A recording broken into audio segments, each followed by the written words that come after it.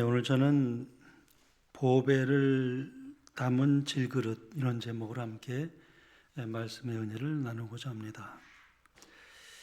여기 본문에 보면은 이렇게 말씀합니다. 우리가 이 보배를 질그릇에 가졌으니 그렇게 말씀합니다. 그러므로 우리 그리스도는 어떤 사람들인가? 여기 사도 바울의 그 말씀에 의하면은 우리 그리스도인들은 보배를 담은 그릇이라고, 질그릇이라 그렇게 비유하고 있습니다. 우리가 뭐라고요? 보배를 담은 질그릇이다. 질그릇에 담겨 있는 보배는 보배라고 그랬으니까 얼마나 귀중하고 소중한 것이겠습니까? 그러나 그것을 담고 있는 그릇은 금그릇도 아니고 은그릇도 아니고 질그릇입니다.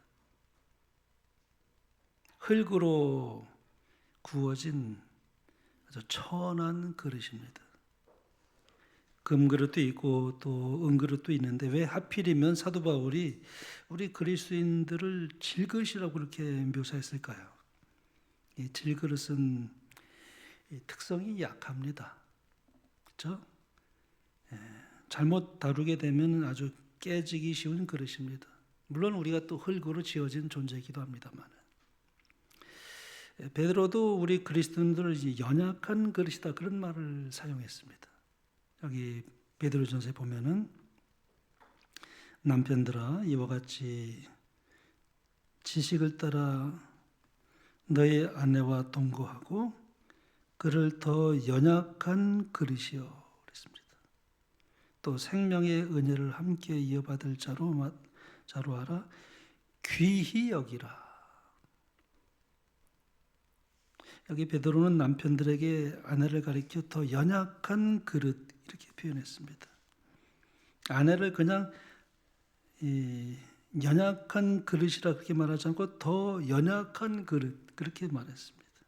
남자도 뭡니까? 연약한 그릇이죠. 근데 여자는 뭐예요? 더 연약한 그릇이다. 그러므로 귀히 여기라. 그렇게 말씀하고 있습니다. 사실 우리 모두가 다 연약한 그릇임에 틀림이 없습니다. 우리가 얼마나 연약한 그릇들입니까? 조금만 말 한마디에도 우리가 마음에 상처를 입기가 참 쉬운 그런 존재죠. 우리가 기도를 통해서 또 우리가 말씀을 통해서 은혜를 받지만은 또 금방 우리가 다시 연약해진 그런 경험을 우리가 많이 합니다. 옛날 어느 탄광에서 작업을 하던 그 한 광부가 있었는데 그때는 사는 것도 어려운 시기라 옷감이 이제 귀하다 보니까 어떤 짐을 포장했던 천을 갖다가 손질해서 옷을 이렇게 만들어서 입었습니다. 그런데 그 천이 어떤 천이었는가 하면은 깨지기 쉬운 물건을 포장했던 그런 것이었습니다. 그래서 굵고 아주 선명한 글씨가 그대로 새겨져 있었습니다. 그 천을 가지고 이제 옷을 만들어 입었는데 글씨가 공길에 또 등짝에 이렇게 위치하게 되었습니다. 근데 그 글씨가 무슨 글씨였는가 하면은 깨지기 쉬운 물건이 취급주의 그랬어요. 사실 그분은 그렇게 이제 그것을 입었지만은 보는 사람이 볼 때 깨지기 쉬운 그릇이네 이렇게 이제 말하면서 웃었습니다. 우리가 사실 깨지기 쉬운 그릇입니다. 취급주의해야 합니다.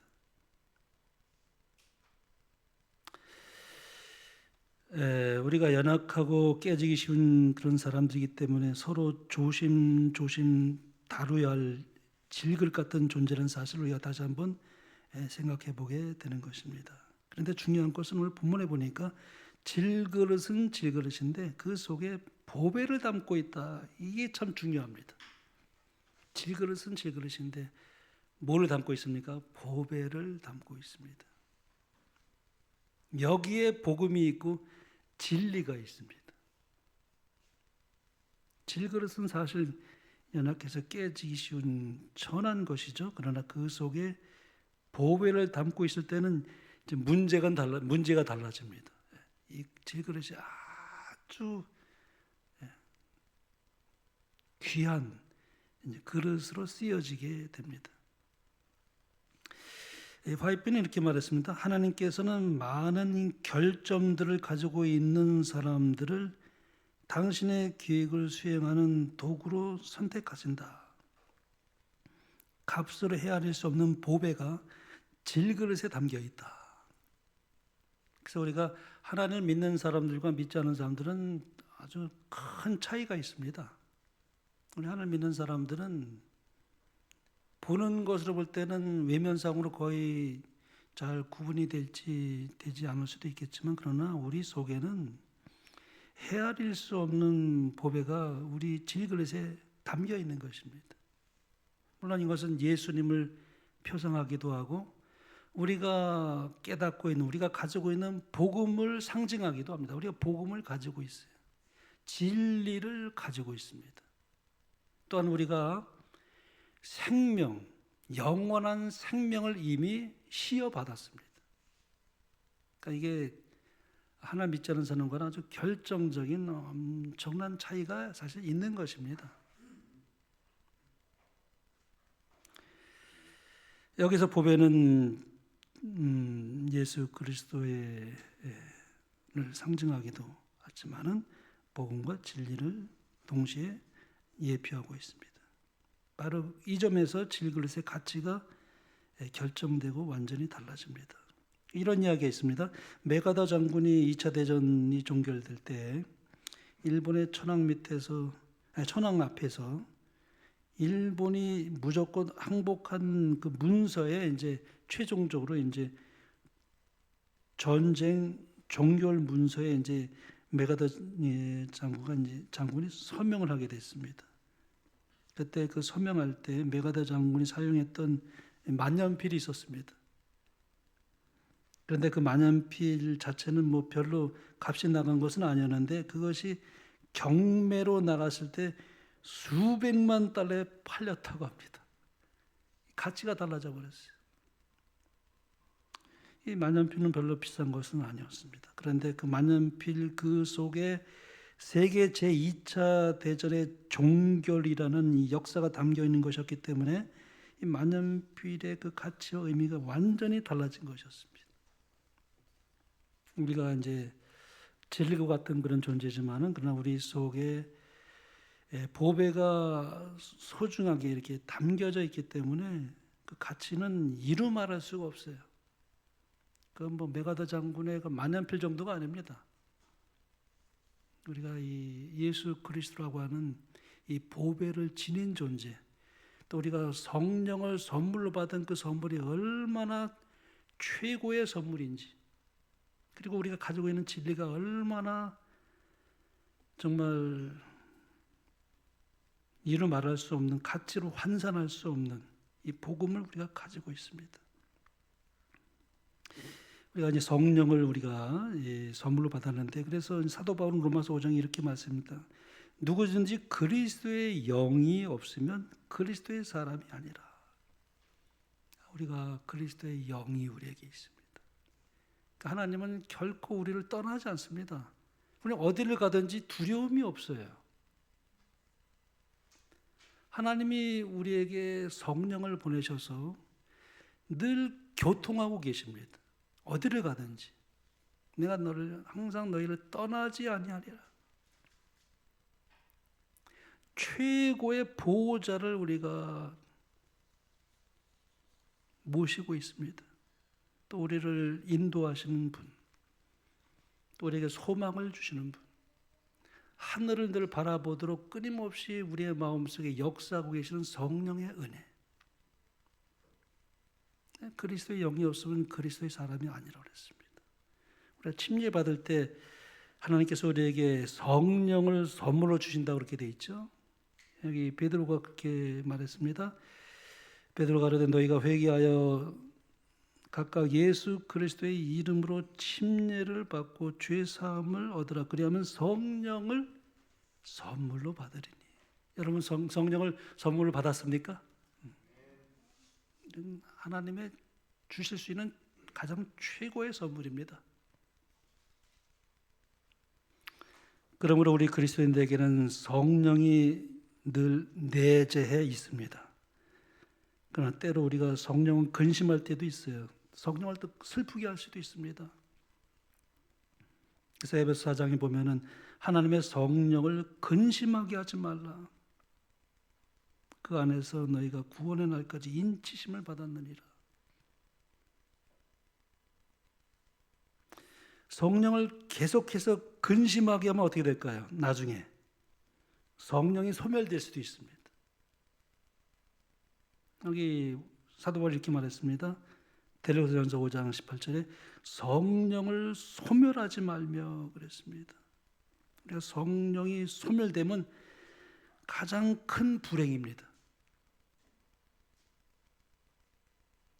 어떠한 일이 있어도 우리는 성령을 근심하게 하지 말고 슬프게 하지 말고 늘 성령의 그 인도하시는 그녀에 감사하며 늘 교통하며 그래서 우리의 말씀을 깨닫게 하시는 성령의 그 크신 은혜. 우리가 또 마음이 답답할 때 주님께 우리가 기도할 때 성령이 함께 탄식하며 하나님께 기도한다 그랬습니다. 얼마나 놀라운 축복인지 모릅니다. 나는 질그릇 같은 연약한 존재이지만 내 속에 만왕의 왕이신 예수 그리스도께서 좌정해 계시는 것입니다. 그리고 성령께서 나를 붙들어 주시고 내게 늘 힘을 주시고 소망을 주시는 것입니다. 이것이 우리 그리스도인의 모습이에요. 우리 속에 있는 보배로 인해서 그 능력이 우리의 삶에 어떻게 나타나는가. 오늘 본문에는 사도 바울이 이렇게 묘사하고 있습니다. 우리가 사방으로 우겨쌈을 당하여도 쌓이지 아니하며 답답한 일을 당하여도 낙심하지 아니하며 핍박을 받아도 버림받지 아니하며 거꾸러뜨림을 당하여도 망하지 아니하고. 왜 그렇습니까? 우리 속에 보배가 있기 때문에 그렇습니다. 환경이 변하는 것은 아니에요. 우겨쌈을 당하고 답답한 일을 당하고 핍박도 받고 버림받기도 하고 거꾸러뜨림을 당하기도 합니다. 그러나 우겨쌈을 당하여도 쌓이지 아니하며 답답한 일을 당하여도 낙심하지 아니하며 핍박을 받아도 버림받지 아니하며 거꾸러뜨림을 당하여도 망하지 아니한다. 이 얼마나 놀라운 일입니까? 내 속에 계신 성령께서 임재해 계시기 때문에 그 은혜로 우리가 이것을 그렇게 해나갈 수가 있는 능력의 근원을 여기 사도 바울은 자기 자신이 친히 경험을 했고 또 우리에게 말씀해 주고 있습니다. 그것은 우리 속에 능력의 근원이 되시는 예수 그리스도께서 계시기 때문에 가능하다고 말씀합니다. 사실 우리가 때로는 우리의 현실과 우리에게 주어진 환경 때문에 실망할 때도 있지만 사도 바울도 얼마나 많은 어려움을 겪었습니까? 그러나 그 모든 환경 가운데서 그가 참고 견딜 수 있었던 것은 자기 안에 있는 그 보배의 능력을 알았고 체험했고 그것을 그는 증거할 수가 있었다는 것이죠. 그래서 오늘 이렇게 말씀합니다. 우리가 이 보배를 질그릇에 가졌으니 이는 능력의 심히 큰 것이 그랬어요. 이는 능력의 심히 큰 것이 하나님께 있고 우리에게 있지 않음을 알게 하려 함이라. 그가 이렇게 그 모든 것을 능히 이길 수 있었던 그 비결은 자기에게 있다고 말하지 않습니다. 심히 큰 자신 안에 있는 심히 큰 능력이 심히 큰 것이 하나님께 있다. 그 다음에 이어서 사도 바울이 이렇게 말합니다. 우리가 항상 예수의 죽음을 몸에 짊어지고 있다. 몸에 짊어짐은 우리 예수의 생명이 또한 우리 몸에 나타나게 하려 함이라. 이게 참 너무나 귀한 말씀이 아닐 수가 없습니다. 우리가 항상 예수의 죽음을 우리 몸에 짊어지고 있다. 이게 무슨 뜻일까요? 이것은 예수님의 그 죽으심과 함께 내가 항상 죽는 경험을 하는 것입니다. 거기에 능력이 있다고 말씀합니다. 그러므로 사도 바울은 갈라디아 2장 20절에 그렇게 고백했죠. 내가 그리스도와 함께 십자가에 못 박혔나니 그런즉 이제는 내가 사는 것이 아니요 내 안에 그리스도께서 사신 것이라. 내가 주님과 함께 계속 죽는 것은 내 속에 있는 보배 대신 예수님의 그 생명이 나를 통해서 나타나게 하기 위해서 그런다. 그렇게 말씀합니다. 그러므로 나의 자아가 죽을 때 나를 통해서 그리스도의 생명이 나타난다. 여러분, 우리가 살면서 우리가 좀 넘어질 때가 있습니다. 실수할 때가 있고. 그러나 우리가 다시 성령께서 이제 경책하셔요. 그럴 때마다. 그러면 이제 하나님 앞에 이제 그 잘못을 또 우리가 자복하고 우리가 하나님, 제가 주님을 바라보지 못했기 때문에 또 내가 인간적인 생각을 했고 또 내가 이렇게 주님을 굳게 의지하지 못했고 이렇게 살아갔음을 고백하고 이제 하나님께 이제 마음을 드리게 되죠. 근데 우리가 그럴 때마다 성령께서 역사하실 때 하나님의 생명이 작동하는 것입니다. 내가 날마다 죽는 경험을 하게 된다는 건 뭐냐면은 나의 옛 자아가 이게 우리가 그게 예수님 재림하실 때까지 그게 소멸되지 않아요. 옛 자아가 아직 살아 있습니다. 근데 또 한쪽엔 뭐예요? 성령이 내재해 계시는 것입니다. 그래서 사탄은 자꾸 우리 자아를 통해서 계속 유혹하고 시험하고 또 우리가 살면서 어려운 일 당할 때 하나님을 바라보지 않고 사탄이 또 그렇게 해서 오늘 이렇게 시험에 빠질 때가 있을 때 우리가 믿음이 연약해서 잠깐 우리가 주님을 바라보지 못할 때는 실수하고 넘어져요. 말에 실수도 있고 그래요. 그런데 다시 내가 이제 마음을 돌이키게 하는 그 은혜는 성령께서 끊임없이 그럴 때마다 다시 경책하셔요. 그때 바로 자복하는 것입니다. 그냥 하나님께 항복하는 것입니다. 하나님, 제가 잘못했습니다. 그러면 또 하나님께서 성령의 은혜를 주셔서 생명이 약동하는 것을 우리가 스스로 느끼게 됩니다. 나는 이제 죽었다. 그러면 하나님의 성령의 역사가 다시 작동하는 것입니다. 1973년도 당시에 우간다에 이디 아민이라고 하는 대통령이 있었습니다. 이 독재자로 인해서 온 국민이 아주 오랫동안 핍박과 고생이 이루 말할 수 없었습니다. 그런데 이 우간다의 한 교회를 담임하고 있었던 키피 셀판디라고 하는 이 목회자가 있었는데 당시에는 이 이디 아민 대통령을 반대하면 무조건 그냥 총살입니다.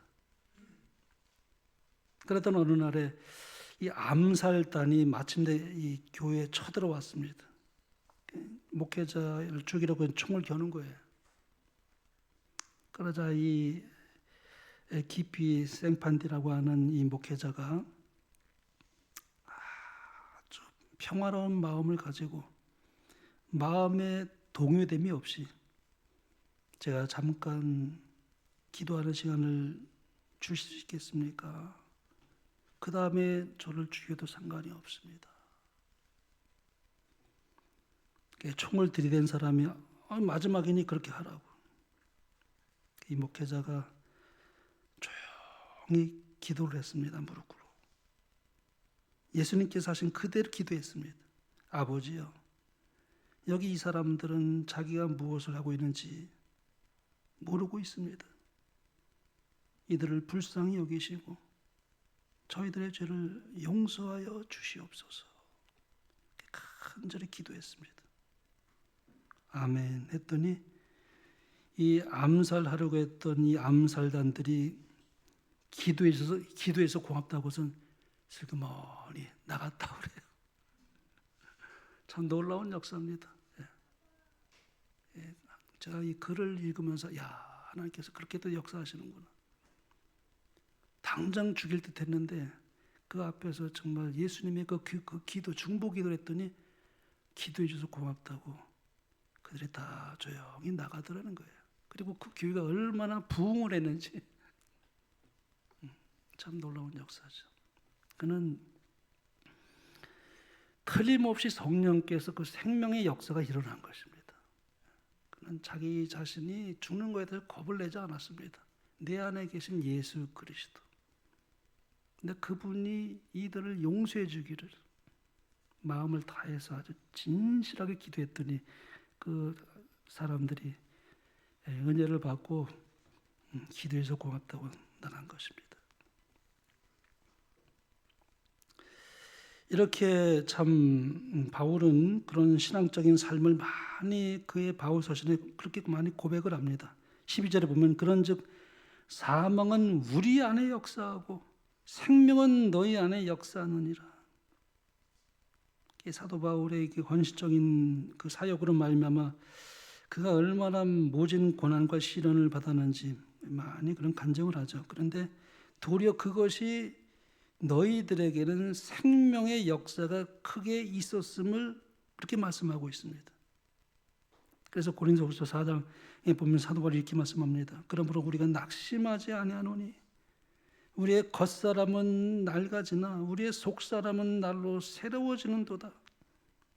우리가 잠시 받는 환난에 경한 것이 지극히 크고 영원한 영광에 중한 것을 우리에게 이루게 함이니 우리가 주목하는 것은 보이는 것이 아니요 보이지 않는 것이니 보이는 것은 잠깐이요 보이지 않는 것은 영원함이니라.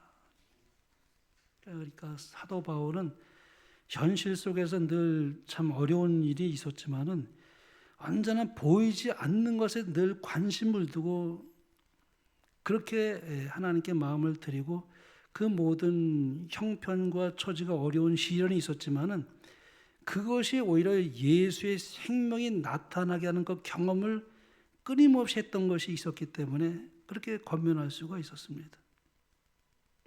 우리가 항상 예수의 죽음을 우리의 몸에 짊어지고 다니고 있다고 하는 것은 예수님의 그 죽으심이 나의 죽음이기 때문에 그리고 예수님의 그 부활이 나의 부활이 되기 때문에 예수님과 하나가 되어 있으므로 연합되어 있기 때문에 그러므로 예수의 생명이 나를 통해서 역사한다. 이것이 어떻게 가능합니까? 믿음으로 이루어집니다. 전적으로 믿음으로만 이루어지는 일입니다. 다른 이유가 없죠. 우리 그래서 믿음이라고 하는 것은 예수님과 동일시하는 것입니다. 예수님의 죽음을 나의 죽음으로 여기는 것이, 예수님의 부활을 나의 부활로 여기는, 동일시하는 것입니다. 나는 죽었다.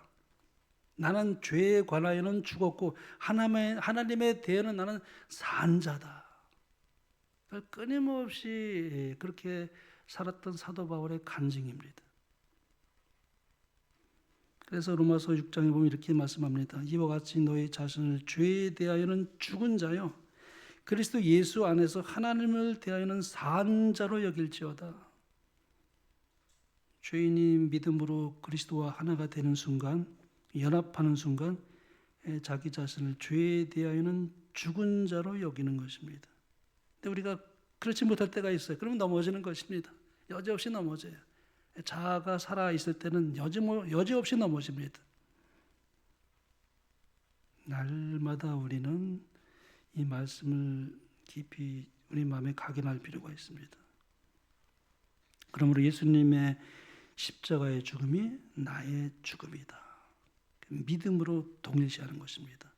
내가 예수님과 함께 죽어서 장사 지내게 되면은 그 다음에 하나님께서는 능력으로 나를 부활시킨 그 경험을 사도 바울이 계속 한 그것을 우리에게 권면해 주고 있습니다. 우리가 세상에 사는 동안에 항상 이 죄악 세상에 살고 있기 때문에 또 우리가 세상에 유혹이 있고 마귀의 공격을 피할 수가 없습니다. 할 수만 있으면 택한 자라도 미혹한다 그러지 않았습니까? 사자가 우는 사자같이 우리를 내버려 두지 않습니다.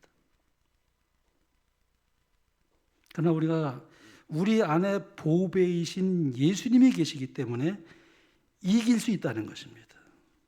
어떤 분이 이런 간증을 했어요. 마귀가 나의 마음을 유혹하고 시험할 때, 그래서 죄 짓게 하려고 마음을 두드리고 있을 때 저는 주님께 고합니다. 그러면 내가 나가는 것이 아니라 우리 주님께서 나가시기 때문에 마귀는 곧 주렐랑 치고 맙니다. 그렇게 말을 해요. 그렇게 간증을 했어요. 참. 이것이 바로 자기가 죄의 유혹으로부터 이길 수 있는 승리의 비결이라고 그분이 이렇게 간증을 합니다. 근데 그분이 이제 이 438장 찬미가 가사를 아주 좋아한다고 그래요. 제가 그 말을 듣고 한 번이 많이 부는 찬미지만 제가 한 번 이 가사를 참 음미해 보았습니다. 그 말을 듣고 이 찬미를 다시 한번 음미하는데 아주 굉장한 은혜를 받는 것입니다. 제가 한번 읽어보겠습니다. 우리가 다 아는 찬미지만 죄짐 맡은 우리 구주 어찌 좋은 친구인지 걱정 근심 모든 것을 고한 사람 복받네. 주께 굳지 않는 고로 복을 얻지 못하네. 사람들이 주님 앞에 어찌하니 고하나. 시험 걱정 모든 괴로움 없는 사람 누군가. 부질없이 낙심 말고 기도드려 고하세. 이런 진실한 친구 찾아볼 수 있을까? 우리 약함하는 주께 어찌하니 고하나. 근심되는 중한 짐을 안에 진 자는 누군가. 피난처는 구주 예수 기도드려 고하세.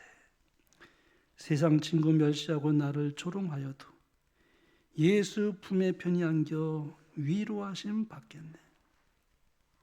예수님이 우리의 진실한 친구인 것을 우리가 어떻게 알 수 있을까요?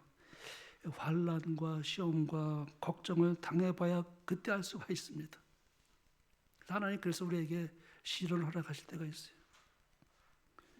좋을 때는 모든 사람이 다 친구하려고 곁에 있고 찾아옵니다. 그러나 어려움 당할 때 우리가 진정한 친구를 그때 알 수 있는 것처럼 이 찬미가의 작사자도 자기가 환난과 어려움을 당했을 때 비로소 엄청난 위로와 평안을 주시는 그 예수님을 만날 수 있었고 체험할 수 있었기 때문에 이러한 아름다운 찬미가를 작사했다고 우리는 생각할 수 있습니다. 우리의 고난이 언제까지나 고난으로 끝나는 것은 결코 아닙니다. 어려움과 고통 중에 있을지라도 우리가 감사함을 잃지 않을 때 하나님께서는 그것을 토대로 해서 그분의 큰 영광과 생명의 역사를 나타내게 되는 것입니다. 사도 바울은 그래서 이렇게 고백합니다. 이것이 내게서 떠나가게 하기 위하여 내가 3번 주께 간구하였더니 나에게 이르기를 내 은혜가 내게 족하도다. 이는 내 능력이 약한 데서 온전하여 짐이라 하신지라. 이는 내 능력이 약한 데서 온전하여 짐이라 하신지라. 그러므로 도리어 크게 기뻐함으로 나의 여러 약한 것들에 대하여 자랑하리니 이는 그리스도의 능력이 내게 머물게 하려 함이라. 이 사도 바울은 너무도 괴로웠어요. 이 육체의 가시 그걸 좀 제거해달라고 3번이나 아주 하나님께 주님께 간절히 기도드렸습니다. 그런데 주님께서는 내 은혜가 내게 족하도다. 이는 내 능력이 내가 약한 데서 온전하여 짐이라. 는 기도의 응답을 받게 됩니다. 그때 사도 바울이 이 말씀의 의미를 깊이 깨닫고 도리어 크게 기뻐했다고 그랬습니다. 그리고 이렇게 고백을 합니다.